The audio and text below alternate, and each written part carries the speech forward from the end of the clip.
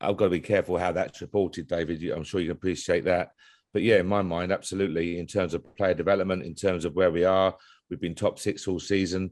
Um, there's no doubt in my mind. Yes, but the fans, the feedback, there's some really good QPR fans who have been very honest in their feedback and assessment, and they've been very complimentary about where the team's moving and the style of play, etc. As I say, the last 6 to 8 weeks we've let ourselves down, but also we have had a number of factors which have been beyond our control, and losing players like Chrissy, losing players like Senny, losing players to AFCON, losing Linda Dykes for 7 weeks, losing 4 goalkeepers, all the various things, David. Every team has them, but I think they've certainly impacted on a tight squad. I think David came in, did very well for us. I think certainly the style of play, I think it's very hard for Kieran, illness and sickness aside, to suddenly come in and adapt to a new style of football. We like to play, we defend from the front, we attack from the back, we like to play when we can and clip it out to wing backs and you know how we play. So I think that's been very difficult for him. Senny was obviously ingrained in that and knew it very well from last season into the start of this season, David. So yeah, there's no doubt that's a loss. And Chrissy Willock, I think Chrissy assumed responsibility when Ilias went away with AFCON. So you look at his data. When Ilias was away, his data was very good in terms of goals, assists, etc.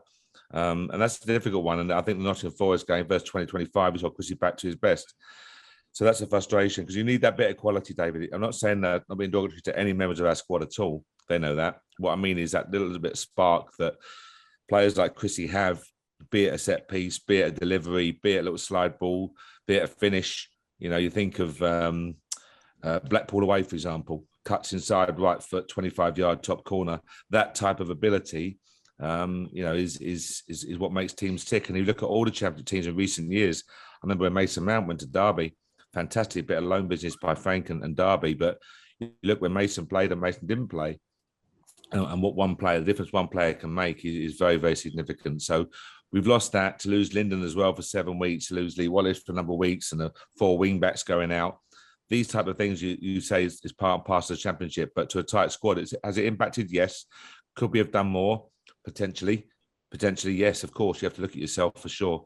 But I think it's going back to your original question. We've made progress. We're integrating or developing the style, and we have to look at individual player development as well, David. So, yeah, I think we've ticked some boxes, but are we disappointed? Absolutely. Just what's the mood around the place like at the moment? Obviously, you're in a bit of a bad run. There are factors for it, which we will know about.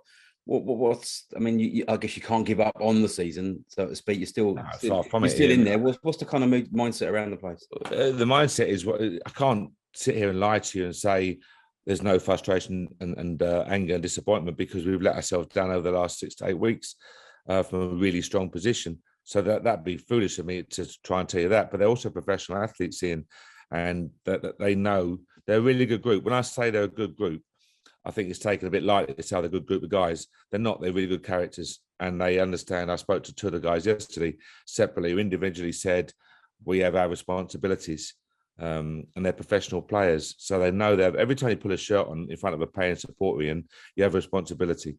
Absolutely. And if you don't accept that responsibility, you shouldn't be in pro sport. We all know that. And the mood is one of, we've got to go out there, deliver 5 very good performances. We have to the last minute of the season, make sure we deliver the best possible performance because you have paying QPR fans there watching. That will never change. That should never change. So, no, the mood is anger, frustration for the obvious reasons, but also a clear understanding of what we need to do in the remaining 5 games. Okay, winning does breed confidence. It's a very old cliche that's been trotted out numerous times. I guess the opposite happens when you're not winning games. I mean, where are the lads in terms of the confidence at the moment? Is it... Confidence is fine. It's a frustration one because you look again at Preston, we had 2 or 3 excellent chances, 2 1-on-1s or 3 1-on-1s to the goalkeeper to go and get an early lead, 1 or 2-0 lead. And it's about goals changing games.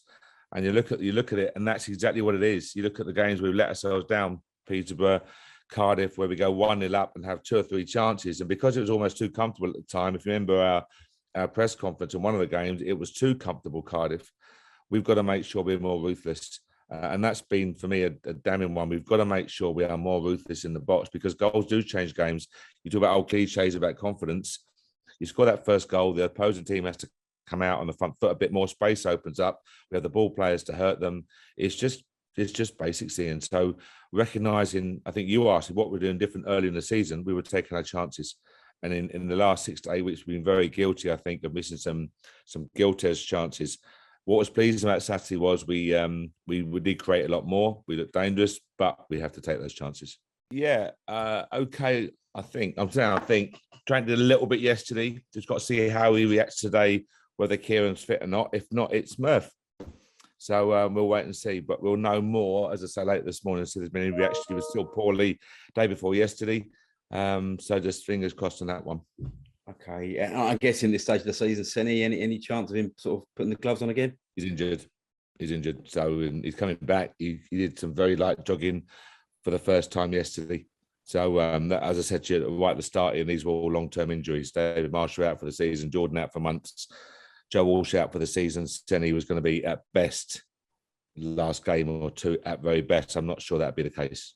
The lads that missed out on Saturday against Preston, Johan and Lee Wallace, are they kind of edging towards returning? Yeah, it's going to be tight. One or two definitely won't make it. We have to wait and see how the other one or two shape up, Ian, really. And I'm not avoiding the question. It's just we don't know because some are very tight.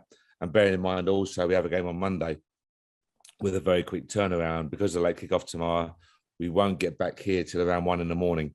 So boys getting home around 2. In terms of recovery and making sure we go in front foot to Derby as well, of course, is trying to use that squad as wise as we can. So I'll wait and see the injuries. As I say, 1 or 2 we're hopeful will be ready. If not, then we'll look to them for Monday.